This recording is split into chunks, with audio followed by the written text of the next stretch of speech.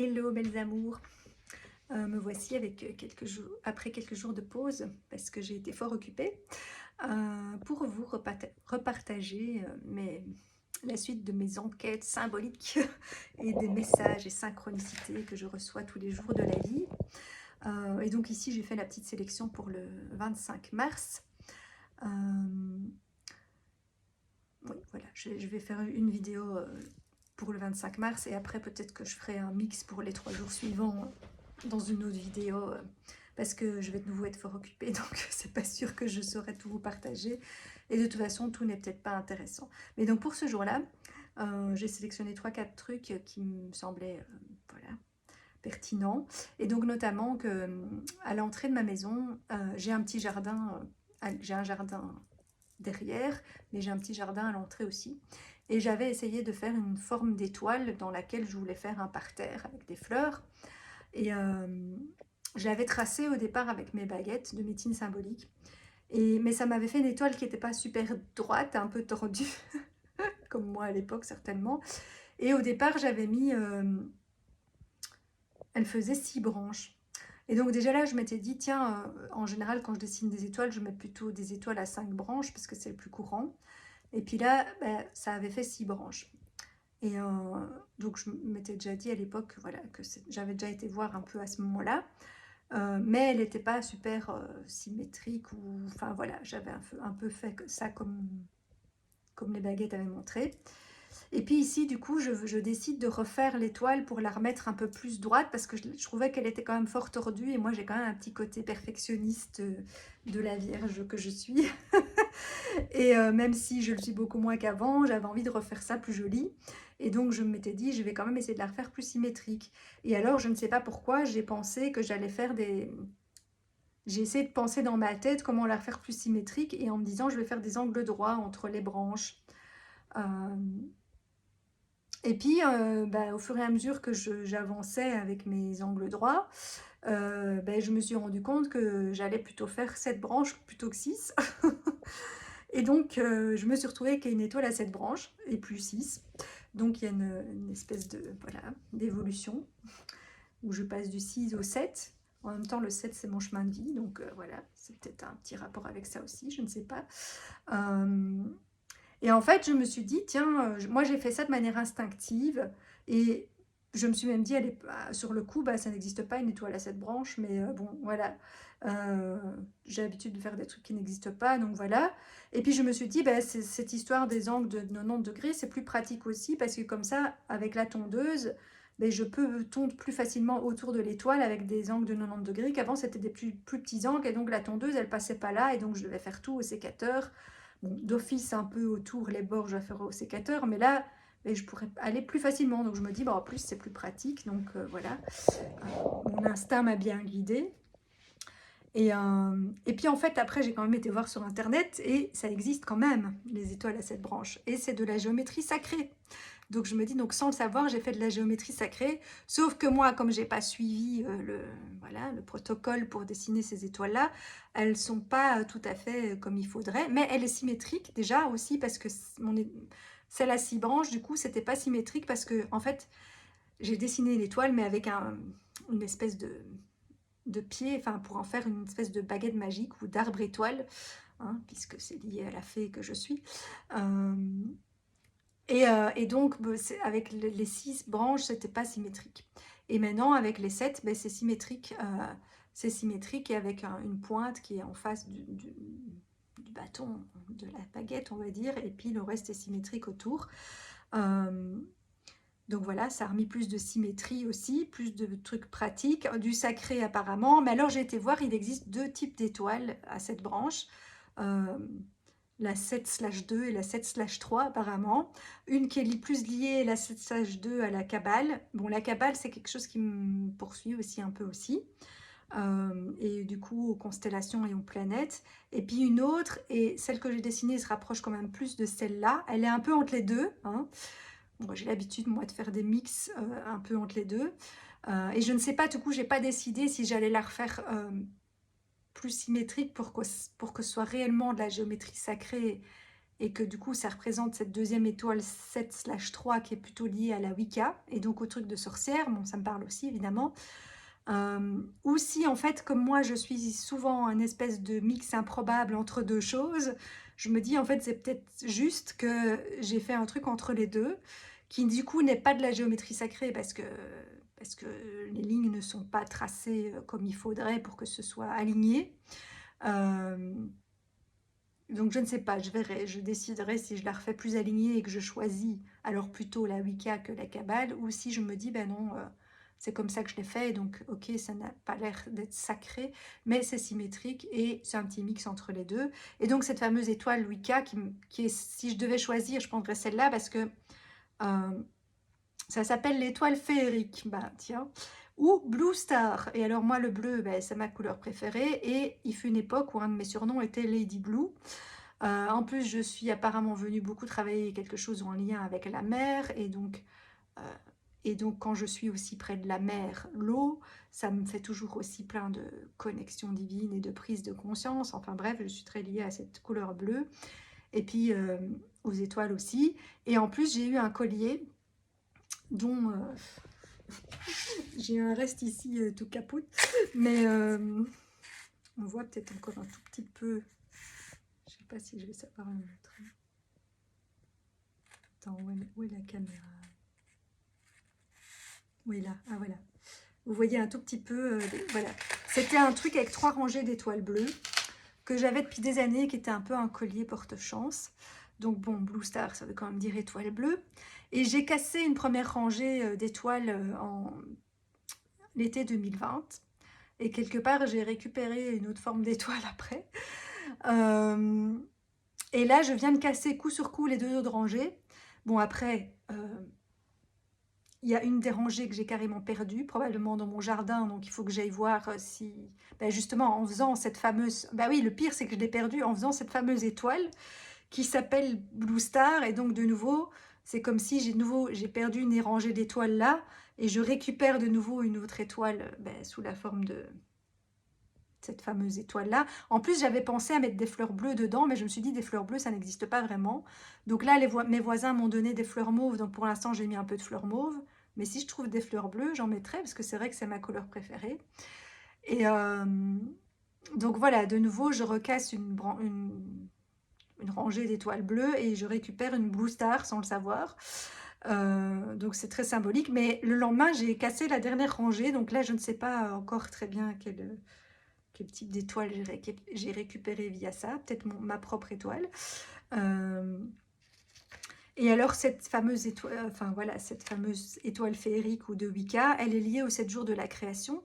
Et moi, pour l'instant, pour ceux qui suivent, je travaille vraiment le fait de sortir de ma seconde adolescence et de devenir mère et de créer. Donc la création, ça me parle. C'est lié à la perfection divine, ça repousse le mal, et moi je me suis toujours sentie très protégée, et quelque part, oui, du coup ça protège l'entrée de ma maison. Et c'est aussi un symbole qui est utilisé pour l'étoile des shérifs aux États-Unis. Et donc les shérifs, c'est ceux qui font la loi et qui aussi du coup repoussent les méchants, entre guillemets. Et c'est lié de nouveau aux États-Unis. Et donc, pour ceux qui suivent, je vous parle régulièrement de mon fameux voyage que j'ai fait aux États-Unis à mes 18 ans. Donc voilà, c'est encore un élément qui me ramène à ça. Et vous verrez comme tout est lié. Chaque fois dans mes journées, ça se suit. Le deuxième truc qui s'est passé dans la journée, c'est que ma sœur m'a fait remarquer ma sœur cherche de nouveau un nouveau logement.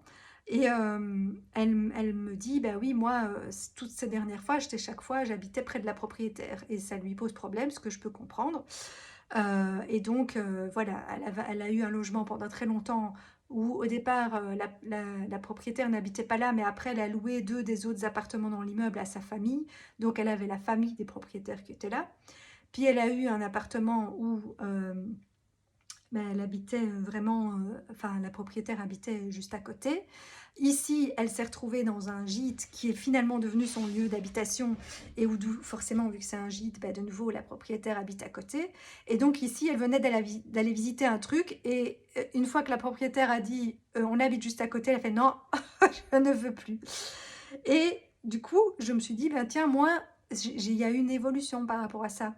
parce que le lieu où on habite, c'est aussi un symbole de nous, hein. Et donc moi, j'ai habité, enfin, une fois que j'ai quitté la maison où j'habitais avec, enfin, d'abord, j'habitais avec mes parents et ma sœur, on va dire, mais après le divorce de mes parents, j'ai habité avec ma mère et ma sœur, donc on était 3 femmes à la maison. Mais parce que moi, c'est une histoire de féminin aussi, vous verrez. Et ensuite, après, j'ai coté à l'université, donc ben, je partageais, voilà, là j'étais dans un cote groupé, on va dire, mais moi j'y étais domiciliée, donc c'était mon vrai lieu, enfin, je restais là le week-end aussi. Euh, et donc là, je partageais avec d'autres filles, mais quand même, il y avait un homme dans l'histoire, qui avait un prénom qui me poursuivait à l'époque, qui était Frédéric. Euh, oui, parce que j'ai aussi des prénoms qui m'ont poursuivi pendant X temps. Euh, et puis, j'ai pris mon premier appartement que j'ai partagé avec une amie. Donc là, je partageais mon appartement. C'est à partir de là, je pense que la symbolique a commencé, parce que je partageais cet appartement avec une amie. Euh, et après, bon voilà, parce que j'ai découvert après que j'avais une sœur jumelle non incarnée, et je pense que c'est ce truc-là que je resymbolisais chaque fois, et que du coup, je n'avais pas un lieu que à moi, parce qu'il y avait cette sœur jumelle qui était toujours présente énergétiquement. Et donc là, bah, je partageais avec une amie. Mais voilà, il n'y avait pas la propriétaire à côté, tout ça, mais je partageais avec une amie. Et puis, l'appartement d'après, ben là, effectivement, j'ai habité dans un appartement, c'était une maison de maître avec plusieurs appartements, et la propriétaire habitait en bas, mais elle n'était pas tout le temps là, parce qu'elle vivait une partie de l'année en Afrique. Donc, voilà, c'est une propriétaire qui était parfois là, parfois pas, et avec qui j'ai eu pas mal de problèmes, et pas que moi, tout l'immeuble a eu des problèmes avec elle. Mais effectivement, là, c'est comme si, voilà, parce que notre habitation, ça représente quand même notre corps, c'est comme si ben, il y a une autre propriétaire du corps qui reste là. Et voilà, et donc moi, dans l'histoire de la jumelle non incarnée, c'est comme si je lui laissais une place dans mon corps, euh, parce qu'elle était encore un peu là énergétiquement, que je m'en veux d'avoir pris sa place, enfin bref, plein de choses inconscientes que j'ai un peu conscientisées entre-temps. Et, et puis du coup, moi, une expérience, ça m'a suffi avec la propriétaire. Je me suis dit plus jamais un truc où la propriétaire habite là. Et donc après, j'ai pris un autre appartement. Et là, la propriétaire n'habitait pas là, mais elle s'appelait Nathalie comme moi. Donc il y avait encore quand même une histoire de jumelles, mais il y avait une progression dans le sens où, voilà, au départ, je partageais carrément mon appartement avec quelqu'un. Puis, il y avait la propriétaire qui était pas loin. Puis là, je ne partageais plus mon appartement et la propriétaire n'était pas tout près, mais elle s'appelait Nathalie comme moi. Donc, et elle avait beaucoup de points communs avec moi. On faisait plus ou moins le même métier, enfin, on avait un certain nombre de points communs. Donc, de nouveau, quand même un peu une histoire de jumelles. Et c'est dans cet appartement-là que j'ai conscientisé l'existence de cette fameuse jumelle. Et donc maintenant, voilà, maintenant là où je suis, il n'y a plus d'histoire de jumelles. Donc je pense que comme j'ai réglé cette histoire-là pendant que j'étais dans l'autre appartement, ça ne m'a plus poursuivi ici, puisque ici, voilà, mes propriétaires n'habitent pas à côté, ne s'appellent pas Nathalie. Donc c'est comme si dans cette maison-ci, elle est vraiment, bon, elle n'est pas à moi puisque je suis locataire, mais c'est quand même, si, quelque part, c'est vraiment chez moi, pour moi toute seule, avec pas de propriétaire, pas de jumelles, pas de machin. Et comme je vous ai dit, enfin pour ceux qui ont suivi, le premier truc qu'on m'a offert comme cadeau de pendaison de crémaillère, c'était quelque chose avec une encre. Et je sens vraiment que ici, je vais m'ancrer, voilà, définitivement dans ma maison, dans mon corps, voilà, je viens terminer ce travail-là et du coup pour pouvoir être, voilà, la femme que je suis vraiment. Bon, le travail est toujours en cours, mais je sais que c'est ici, voilà, que c'est prévu, quoi. Et que la vie m'a mis ici pour une bonne raison. Voilà, ça c'était... Bon, c'est de nouveau des partages plus perso, mais c'est pour vous... Parce que je trouvais que les symboliques étaient intéressantes et pourront parler à d'autres personnes. Et voilà, par rapport aux étoiles peut-être. Et puis là, votre maison, c'est toujours un miroir de vous.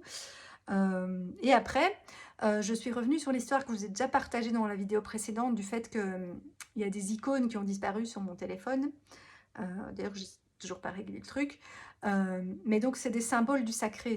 Enfin, bon, là, c'est des icônes d'applications, mais une icône, normalement, c'est un symbole sacré. Et je me suis dit, c'est comme si, de nouveau, le sacré était devenu invisible, parce que, comme j'ai expliqué, l'icône a disparu, mais l'application est toujours là, et si je clique à cet endroit-là, je sais encore accéder à l'application, c'est juste qu'on ne voit plus l'icône, il a disparu. Donc, c'est devenu invisible. Et donc, je me suis dit, ben moi, c'est vrai que dans ma vie, j'ai toujours cru le divin, on va dire quelque chose de divin et du sacré, mais il y a eu des périodes de ma vie où ben, ça a pris de la place ou que ça a carrément presque disparu. C'est pas vrai, ça n'a jamais totalement disparu, ça a toujours fait partie de moi et que je sens que voilà, que c'est quelque chose de très important pour moi. Et d'ailleurs, le chemin de vie 7, c'est lié à la spiritualité. Mais voilà, il y a eu la période de l'adolescence, ben, je m'étais un peu, ben, quand on est rebelle à l'adolescence, j'avais un peu envoyé bouler ça, mais il y avait quand même une part de moi qui croyait toujours, mais c'était plus Dieu. C'était devenu, déjà à l'époque, c'était devenu un peu l'univers, machin, mais il y a quelque chose auquel je crois, mais j'avais plus envie de l'appeler Dieu. Mais ça restait toujours quelque chose extérieur à moi à l'époque. Et, et puis quand je suis partie à ce fameux voyage, on y revient aux États-Unis, je me suis reconnectée au divin parce que j'étais dans une famille très religieuse et bon, des Mormons. Et bon, voilà, après, moi, j'ai pas voulu rentrer dans un truc trop religieux parce que c'était pas mon truc, mais voilà, j'ai essayé de leur faire plaisir en allant de temps en temps, mais en mettant mes limites parce que moi, j'avais pas envie d'aller tous les dimanches à l'église. Et puis parce que pour moi, j'étais déjà à un stade, enfin j'ai jamais été à l'église, même avant où on était plus ou moins dans la religion catholique, j'ai jamais été pratiquante, aller à l'église et tout ça, même si j'étais croyante. Et puis, et donc là, moi, j'avais pas envie d'aller à l'église, parce que pour moi, il n'y a pas besoin d'aller dans une église pour se connecter à Dieu.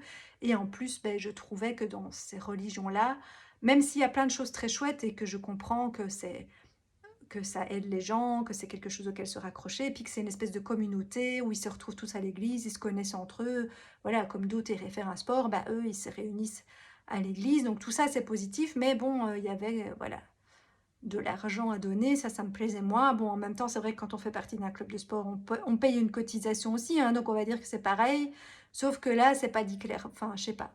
La façon dont c'est fait me dérangeait un peu, mais bon, voilà, c'est probablement un jugement. Puis si ça plaisait, si ça apporte du positif aux gens, ben, pourquoi pas. Euh, mais donc, je me suis reconnectée de nouveau au sacré, mais toujours comme quelque chose d'extérieur à moi, mais que je n'appelais plus Dieu, que j'appelais, voilà, l'énergie, l'univers, la vie.